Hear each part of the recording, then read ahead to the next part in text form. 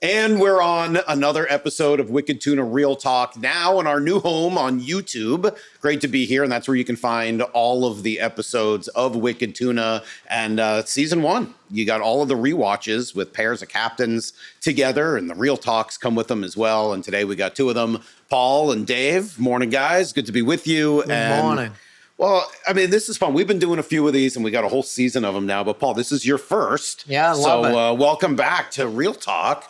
What is it like for you, even just going back and watching yourself 13 years ago? By the way, I got to talk to both of you guys. I sat here. I know these 2 guys are fishermen. I sat here and watched you guys watch 3 episodes together. And what year is it? Do you know what year it is? What, when we right started? Now. 2025. 2025. Yeah, and what year were you filming? 2011. Okay. And what is 25 minus 11? That's freaking 14. 14 Yeah, again. 15 14. years. These guys started at 13, then it went to 14. By the end of it, they're saying it was 20 years ago. Now I know what fishermen are like. You guys are exaggerating everything. Well, it was this big. Yeah, I bet it was. Or maybe about this big, depending on who you ask. This much bigger. Exactly. Anyway, so it's been a while, and that's the long point. while. Yeah. What's it like for you to sit here and watch this? It's pretty amazing. It's surreal because I'm blessed to be a part of the whole project from season 1 all the way through. I've been on every season, and I'm really blessed to have been a part of this whole project. Change your life? It totally changed my life for the better. How so? Well, when I started filming the year before, I was in rehab. I had broken legs. I fell down an elevator shaft 30 feet, and I snapped my knees in half. And Dave invited me to come to his house and, do the interviews. I was on crutches when I did the first interview. The interviews with the Wicked Tuna folks. When I first did interviews in 2010 of April, I was on crutches. And I said to you, I don't know if I can do it on the boat. And you're like, you could just grab a scrub brush and whatever. Yeah, make it little by work. little and build your muscles. And that's what we did. And I lived with Dave because I lost my house to a flood. I lived in Vermont, and I was just starting to learn how to walk again. So I had a bad fall in 2005, and to be a part of it and get through what I went through with my legs is absolutely amazing, life-changing for me. We're going to talk a lot about the episode and you guys together, but Paul, how are you different now as a person, as a personality, than you were in 2011, 12 when this starts? Back in the day, when we started filming, I hadn't been on the ocean for 5 years because of my legs. And before that, I was running boats. I was captain of boats back in the day when I knew Dave, and Dave and I would fish together from time to time too. And when you get on a boat with one of your friends, after a while, you butted heads. And I was totally wrong because it's Dave's boat, Dave's wet. That's just the bottom line. But when the sense of it, I was feeling like I knew more, but I don't. And we'll dig into that. At the end of the day, I don't know more. It took you 8 episodes to break up, and we'll get to those, I promise. Yeah. For now, just kind of watching you guys together, and in these early episodes, you're still friends. Everything is still great. We're best friends. But you can see it even in the early episodes before the breakup. Everything's kind of going really well with you guys. Yeah. Better now than before, because when I got my first boat, nobody knows this, but Dave helped me through the whole transition of it. Remodeling it, what to do, how to pay for it, how to pay my loan, all of it. And then when I built my other boat, I totally went off of his boat. And it was phone calls every day. What should I do here? What shouldn't I do? What this and that? And he would call me and say, look, call this person. They want to help you and blah, blah, blah. So I got a lot of help from Dave through everything, really, even buying my house. Yeah. All of it. So I owe him a lot of gratitude. The more I learn about Dave, the more I think he's like the Godfather. He's just always doing. Totally. He's giving people little favors, but unlike the Godfather, isn't asked for anything that's back. Who he is, it's pretty good. It's got a big heart. It's a side of Dave that people maybe don't always see. Nobody knows about it. It's kind of cool to see you guys just looking at all of the stuff that was, 14, 15 years ago, the different gear, a different boat, You guys kind of complain about what was it about that boat that was different from your current boat? Oh, I'll let him answer that. I mean, Was it just tippier? he was with me. I mean, Paul and I have fished hundreds of days together. Hundreds and hundreds. When I bought that boat, we pulled it next to the old boat. You remember that night? Yeah. And we took everything off the old boat, put it on the new boat as quick as we could, and we left. Beautiful boat, pretty fast, it rode well. But as soon as you pulled it out of gear, started fishing, whether we were on the drift or on the anchor, the boat would just rock so violently. It would take the life out of you. And it did. I mean, it was terrible. And so you hadn't test driven that element of it? We did. We test drove it. That's exactly what we did. We drove it. We Right. never stopped. Yeah. We drifted for tuna fishing. We never anchored. Right. We used to drift down Cape Cod. And the boat wouldn't drift sideways. It would slide faster than everybody. We were passing people and our lines were like that. Is it just something in the design of that boat? Just the design, whatever it may be, whatever the laws of physics were under my boat were different than everybody else's. Right. When the wind would blow, when the current would go, we would just drift differently, long and did we you- would rock in addition. How long did you called the have it? slider. Because I would imagine the day that starts, you're like, I got to find a way to get rid of this boat. We dealt with it for a while. Yeah. You know, obviously I you were loved gone. it. Yeah. But I don't know. I probably had that boat maybe 5 years. Oh, wow. And then we built the new.com. And I made sure when I built this boat, I got the right hull. You get the web designers out there to build your new .com, make sure everything's going well. No, it was a proven hull. You know, we actually built it. Sandro and I were involved in the build, and you've been on it plenty since. Love that It's just boat. an incredible boat. You mentioned the new electronics and different gear. How much has changed and what has it done for It's you changed from a then to now? lot from what we used to fish with. The gear, the electronics, the screens are a lot bigger. The clarity's better. More clarity. The transducers that read the fish are a little more, not accurate, but just clearer on screen. They show more Detail. of the so much more detail of the fish. Like we never used to mark a sand eel. Yeah. Now we can mark the transducers we have. You can mark one piece of bait. Right. And you can satellite, you can see the bottom, which we never used to be able to see. It might be a little easier. Was it more fun, though, in some ways, using equipment that was not as It's more precise? rewarding, but I'll take the Yeah. technology and make it easier. Of course to you catch. will. I know you Absolutely, will. yes. That's all you. That is Dave the scientist, taking fishing and make it as big, as clear and concise a science Absolutely. as possible. Yeah. Do you miss any of the old style in that way? I miss the old handline days. Mm-hmm. Like now we use rod and reels that are real soft at the tip. And we used to catch them with hand This lines is in cool. 10 minutes. No rods. Old school, no rods. Fight them by hand. Just a basket. There's no rod. Out of a no tote. rods. Line and a tote. A line with a ball at the end of it. Like That's a it. weighted ball so that it. No, wouldn't go- 800 pounds. The tuna was the weight. You have 600 feet of rope Okay. with a hook and a leader on it. That's how we And you're would just catch holding the tuna. rope yourself? You're holding the harpoon line? Yeah. That's That's we the have hand mono line. like we do on the rods, Get but outta then we here. hold Yeah, it with the that's how I did it. and then if the fish takes all the line out of the tote at the end Is a of the ball. line is a ball, you just throw it over and let them tow the ball And around. then you go pick the ball up and start Start fighting over. them You start again. Yeah. So it's like a float, like a buoy of A some sort, buoy, like a yeah. small Exactly. buoy. And then you got Yeah. to go find the thing, drive over to it, grab it, and bring it back again. Yeah. And then How long the would next that take you? the next day you couldn't fish because your lower back would hurt smoked. so bad. Yeah. You had to take a day off. I mean, Yeah. we did I it. used to cut my fingers right to the bone. I got pictures on my phone. I mean, like, I would cut them right to the bone. Remember the old man in the sea? Yeah. Remember that? Same That's what it thing. was. all right, but you guys aren't 100 years old. Like, you couldn't use these fishing rods aren't new, are they? I mean, like, people have had fishing rods for a while. They've been around for a while, but people Long still like time. the hand line. Oh, they just liked it. Yes. They like the It's a lot back-breaking labor. easier because nowadays, see, back in the day, we had 1,000-pound rope. We had 600-pound leader. Cable. Now Okay. we're using mono. It stretches. Back in the day, we used to take a wrap on the cleat and let the fish pull us. But we could because we were fishing heavy tackle. Heavy Right. tackle. Can't do that. It was great. I'm sure you caught big fish that way. We're going to get into some of the big fish that are in this episode, the size of the fish and how much it matters and how you catch the big ones.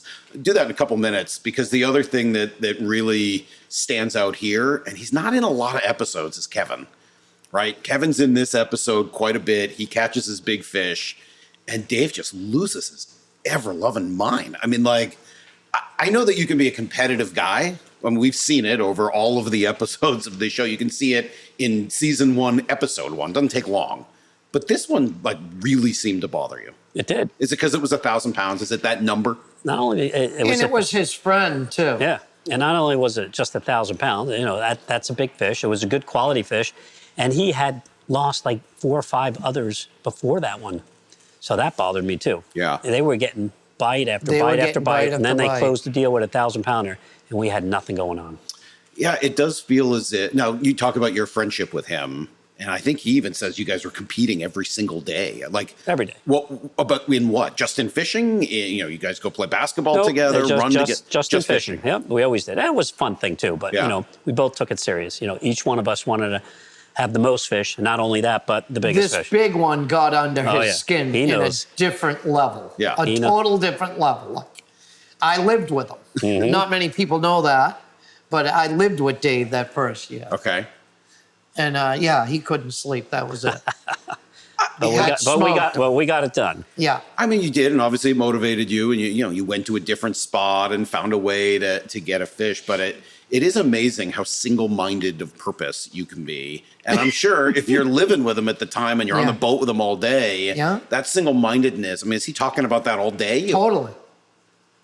They killed him. And if I'm not talking If he about wasn't talking, he's thinking about it. He knows me better than I know Oh, him. yeah. Does he stew?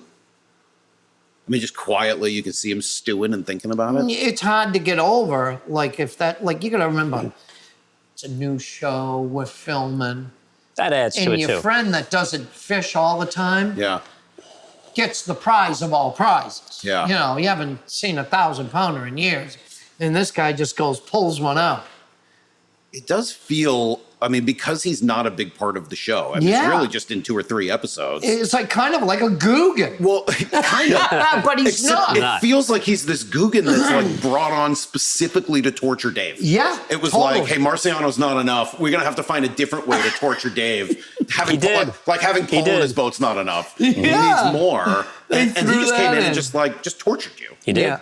You think He the did. producers And- found him on purpose to come mess with you? You know what? He should have stayed, because he probably would have caught a lot more He's fish. a good fisherman. Yeah. And he's a great guy. Yeah. He did He stay really because is. it was a very slow start to the season, and he just wasn't going out and fishing. And that's what the producers didn't like. They said, you need to get out there. You need to get out there. And he's like, it's not worth it. It's not worth it. But we kept going. I Yeah. mean, even though we didn't catch fish, we were still making we TV. love it more than anything in the world. That's why we still do it. Yeah. We love it. We take charters out. We just love Being out the there. passion of fishing. The sport, people lose that. When you start making money, you lose the passion of the sport. We just love the sport. We say it all the time. Yeah, we're going to make a couple bucks, but we love to fish. Yeah, I'm sure in that moment you're trying to figure out whether or not this TV show is going to work. 100%. Right? Like, is this going to be a thing? And you don't want to be the person that backed out too early. Yeah. It's like selling Amazon stock 30 years ago. And you're like, oh my Right. God, what did I do? And Yeah. that's what Kevin did. He didn't back out early, but, you know, they wouldn't allow him back because he didn't go while we were all going. Yeah. And it was too bad for him. And the second year, he tried to come back on the show, but it didn't happen. Kinda too late. It was Yeah. unfortunate because he was good. And I heard you guys say that you don't see him really now. He's much. got a company. He does electrical, big company. buildings Kinda and got out of it. houses. And he's got a lot going on. He had things going on as well with his wife, and she had cancer. Cancer, something. Yeah. So he had a lot going on. She's all here. Children. Do you think it was hard for him over the years to watch the show have as much success as it did, to watch you guys have the amount of success you did, and know that if he had just dedicated himself to it, he could have been doing the same thing? He's I know doing that. well, but I can't speak for him. Right. But if it was me, it would have bothered me. Kind of eat you up, I would think. It would I eat know, me I up. know that it bothered him because Yeah. it was evident, he was trying to get back on the second season. He Yeah. saw the show, how well it did.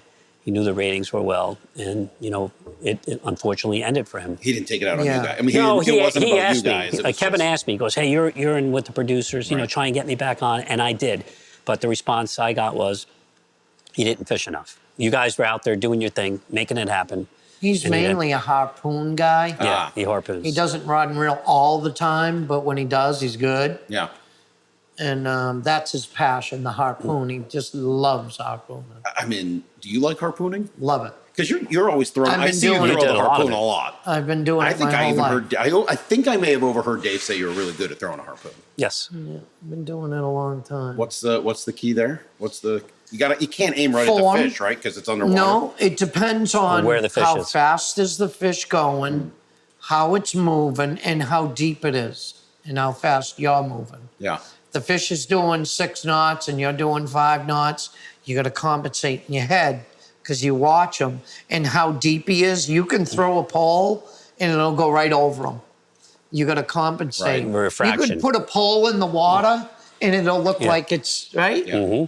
The reflection will be totally different than what you think. You good at throwing darts too? I'm pretty good, yeah. Yeah. You get you at a dartboard, you kind of. I can do well, yeah. I bet you can. Yeah, I think there's some similarity in Yeah. the skill there. Although you And don't it's have, you have the to adjust for the moving. wind, right? On the It's He's like, not how it's like Sundance. hard- He can only do it when he's moving. Right, not how hard you can throw. It's the just the act. form of arcing it and making it land right. You ever throw a javelin? No. I saw him throw a javelin on the boat. We had that one tuna years Oh, ago. yeah, yes. Tuna was way out off the was like port 30 stern, 30, way 40 away. feet out. And Paul took a running start and threw it.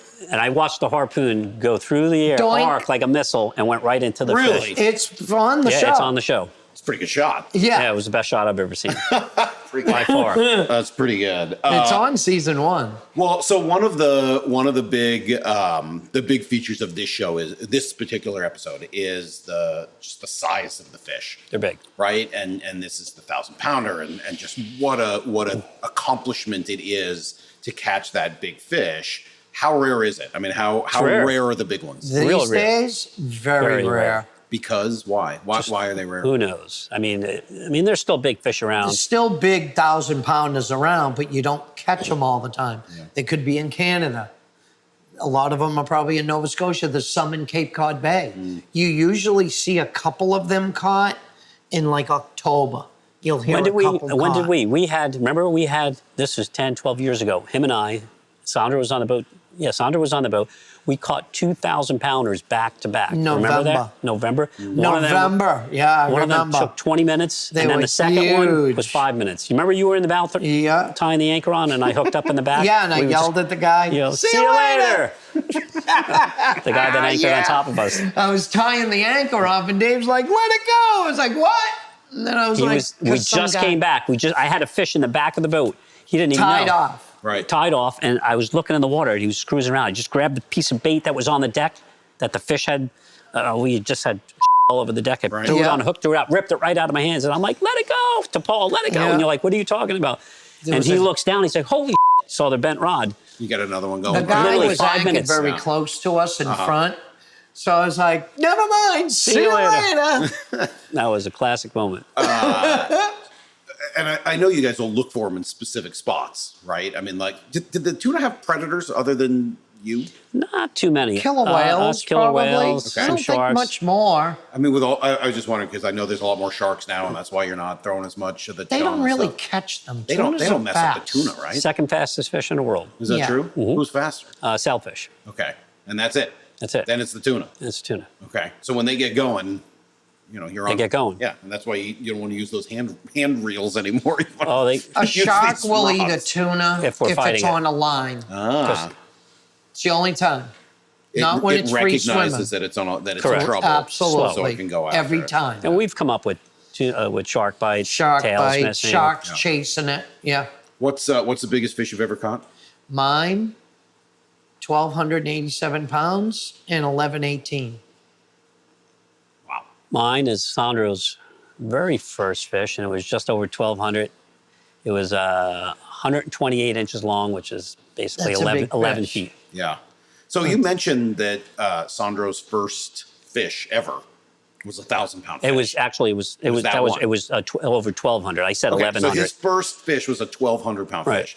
I think about everyone I know has ever been to Vegas, and it feels like the first time you go to Vegas, Hit you the make a lottery. bunch of money, Yeah. and everyone's like, "This is the greatest thing in the world. I'm And going to come never back to make it again." Vegas. Yeah. I'm going to play blackjack. I'm going to play roulette. They just give you money here." That was Sandro's first day out. And after we caught that fish and it hit the deck, Sandro looked at me and said, "We're going to make millions." I'm like, no. You have no idea how lucky you are. Well, he's a young kid, too. Right. That was his first fish. Yeah. Yeah. Day one, he's out there, Day of one. course, and that's how it goes down. Yeah, I've heard the same thing from quite a few people who were rookies in Vegas. Like, Now- this is great. They give you the money. Like, no, they build these hotels. Yep. There's a reason Sandro's for it. one of the best pilots now. He's going to be one of the best pilots. He He's will. an airline. He's doing flying classes. Yeah.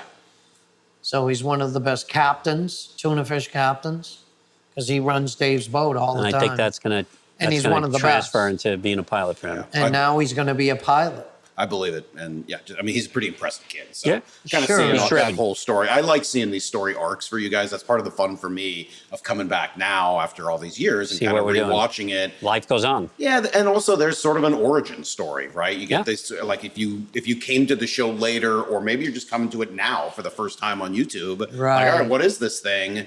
The origin story is always, to me, the best one. Like I want to see how the superhero became Spider-Man, Superman, whatever, more so than seeing them save the same Yeah. people over and over again. This is how you guys kind of became who you are. Yeah.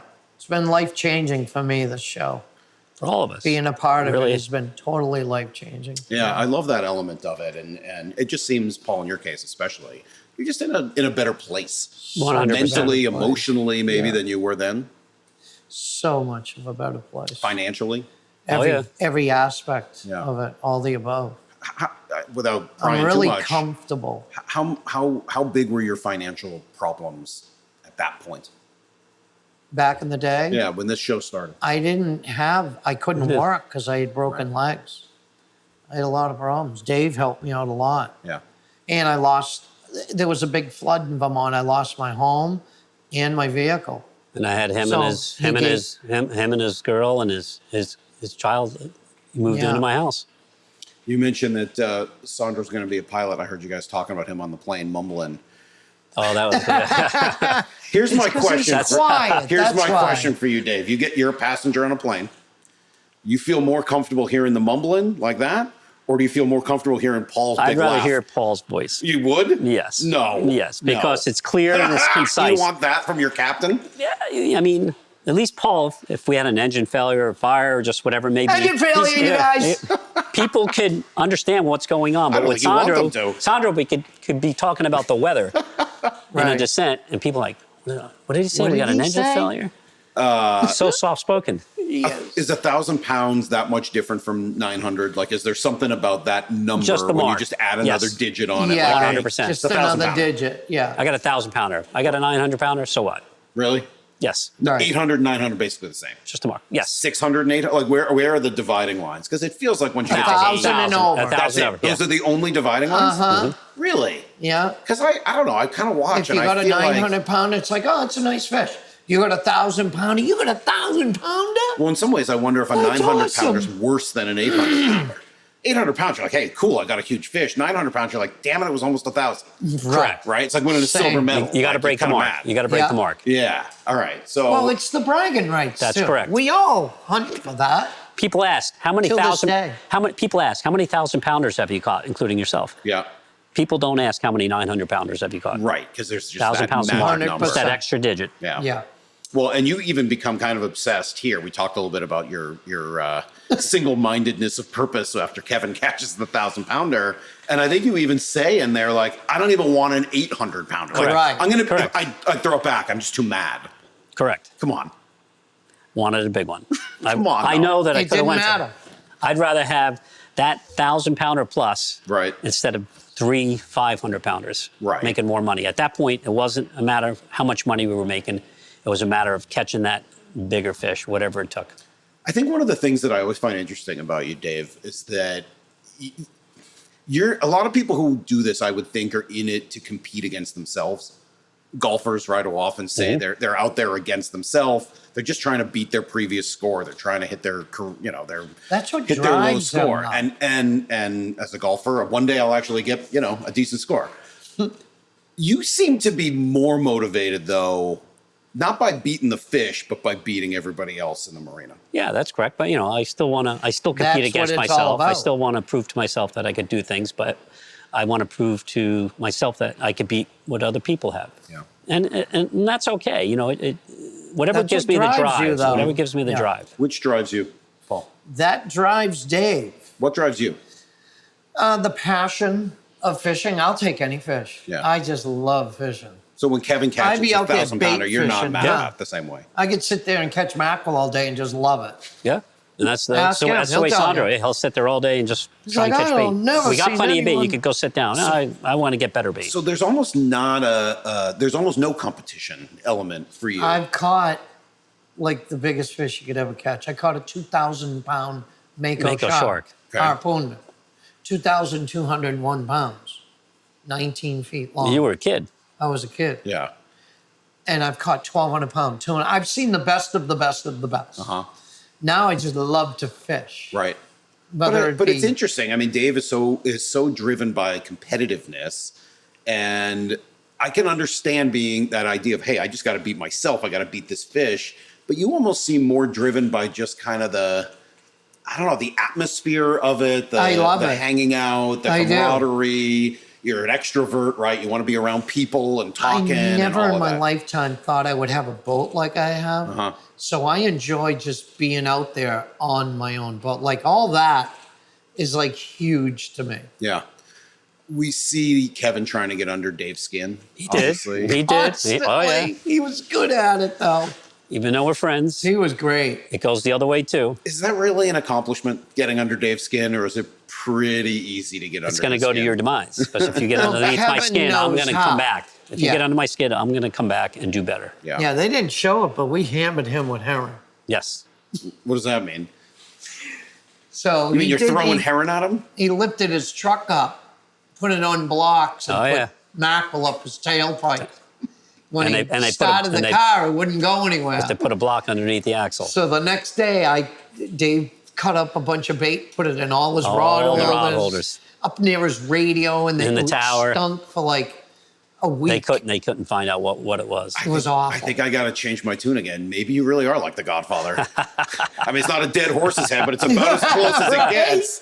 Yeah, Kevin sleeps with the mackerel or something at the end of the night. Like It was bad. They had flies they were mad everywhere. They were mad. Maggots Oh, and yeah. flies. Oh, that's disgusting. But hey, Yeah, What did he do to get back at you after that? Or did no, he just I got say- back at him. Now we're even. that was it. That was He- it? That was even. And he recognized that you were evil. All he did was catch a bigger fish. Not for long. No, all right, but in We that know what moment, happens. he hadn't done anything to you. All he did was catch a bigger fish. He Your did. reaction was to Yeah, but he fish put his your house? truck up on Yeah, blocks. but they put the Oh, truck okay. up on blocks That's first. when you That's did what that. they- So tit I for see. tat, right? Okay. And then he said, okay, that's it. It was just 1-for-1. We're not was gonna it. keep- That's I don't want it. to prank war with you. I can't win. It's all in good fun though. You're just too much. He who laughs last laughs the best. Who is the best at getting Dave's goat? Overall on the show. Or maybe elsewhere in your life. I mean, like, does your wife get your goat? Does she No, get after she's- you? No, she's good. It's either Kevin or Ralph. Ralph could be one of them. Yeah. But that feels a little different. He's not just trying to get your goat. Like, he's No, he's he's like- confrontational. yeah, it seems like you Actually- guys just don't like each other. He's just That's different. mean sometimes. Right. He's like angry, but he's also, nobody knows this about him, but he actually is a good guy. Mm-hmm. Yeah, He really is when, a good when we were guy. friends, he was a good guy. But it just whatever happened there to myself, him, everybody else on the show, that's another chat. I mean, Marciano can barely talk about it. No, he won't. I mean, he just gets, I mean, you can see. I'm the same way. And by the way, he's, thinly veiled, controlling his rage to begin with. Mm-hmm. I mean, when he talks about Ralph, I mean, you can really see it. There is some real hatred and anger there. Yeah, Ralph was very jealous of Dave. It's called insecurity, is how I look at it. When somebody talks about another human being that hardly knows them, you're insecure Yes. about something. Right. You have the problem, not the person you're talking about. You're just trying to pass that crap on to someone else. So it makes you feel better.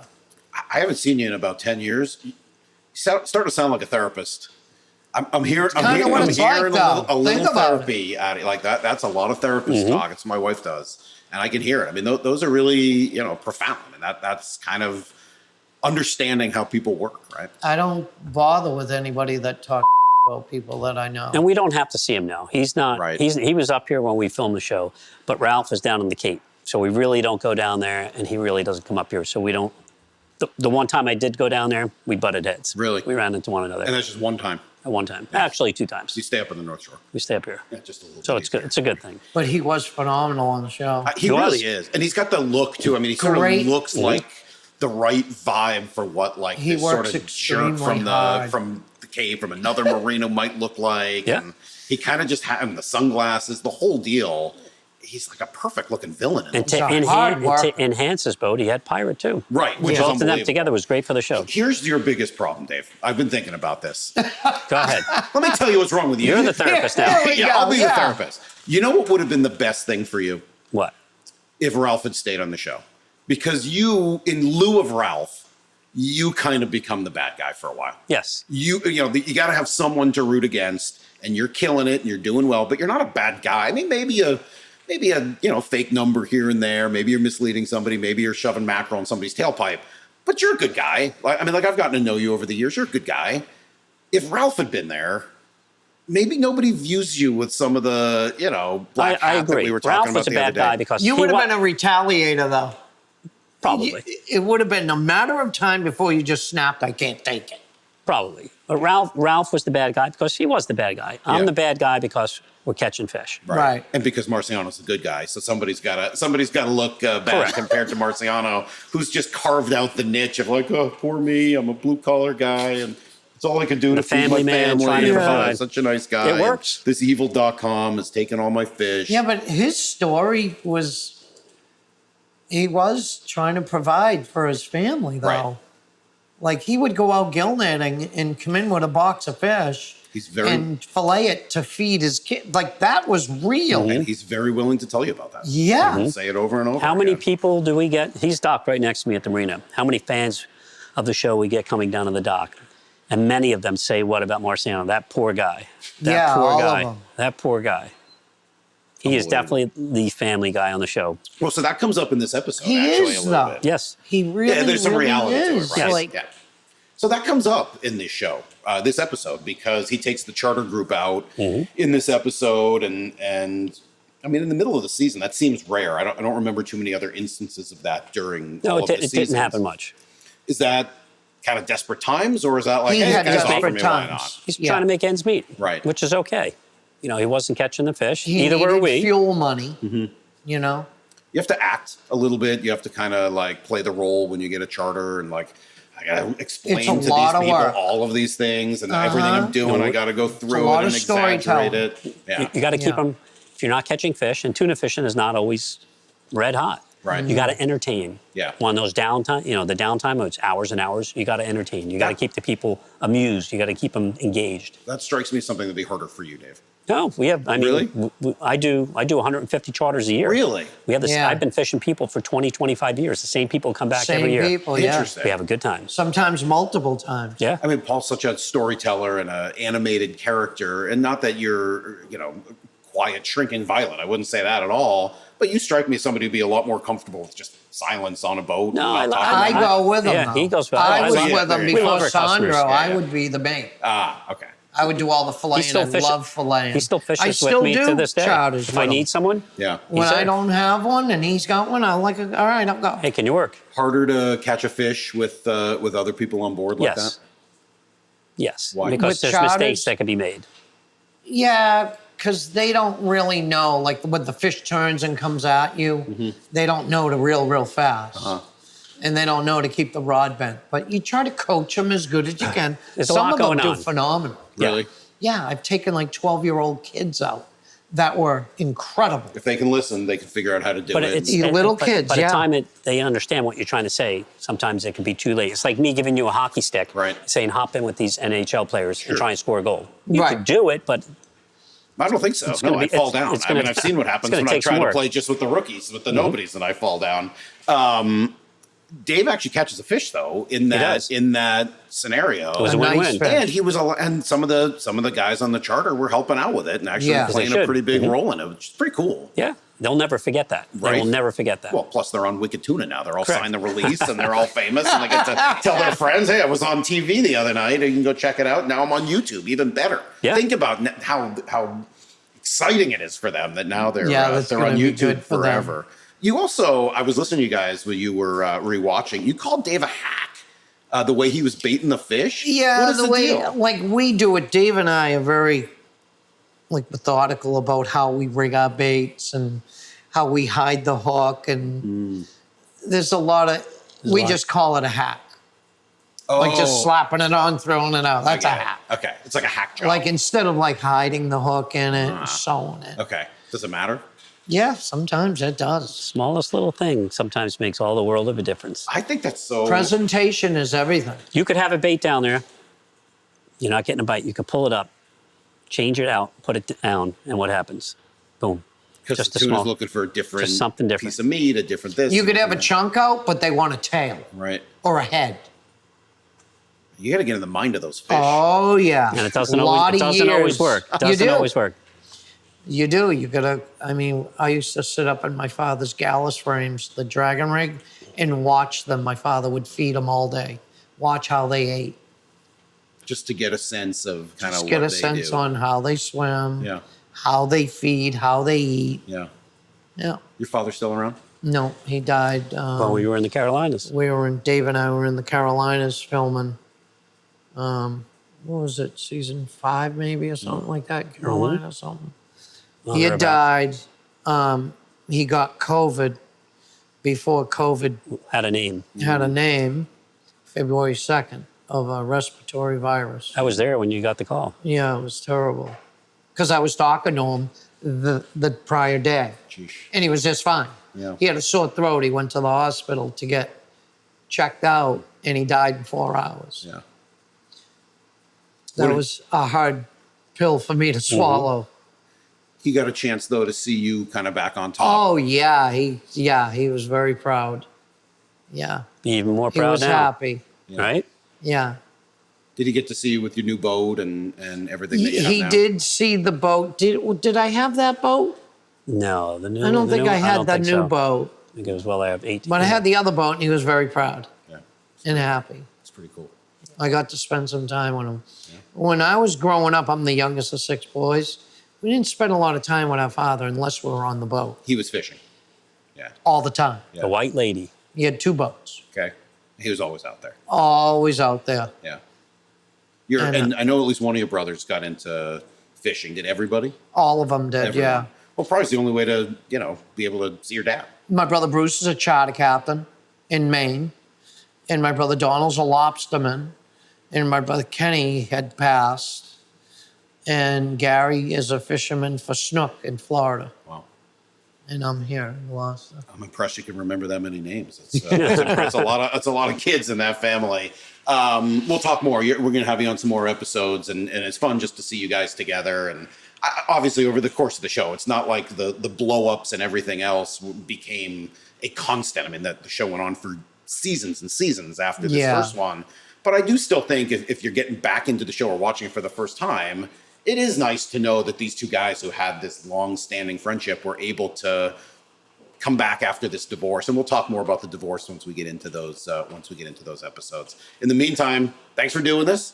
Great to have both of you guys here and have these conversations. And a reminder that you can watch all of this on YouTube. You can watch all of the episodes on the Wicked Tuna channel. You can watch all of these guys rewatching the episodes for the first season. There's 10 of these, and those are hilarious. I've really enjoyed those a lot. And then, 10 real talks as well. So find these on the Wicked Tuna channel on YouTube.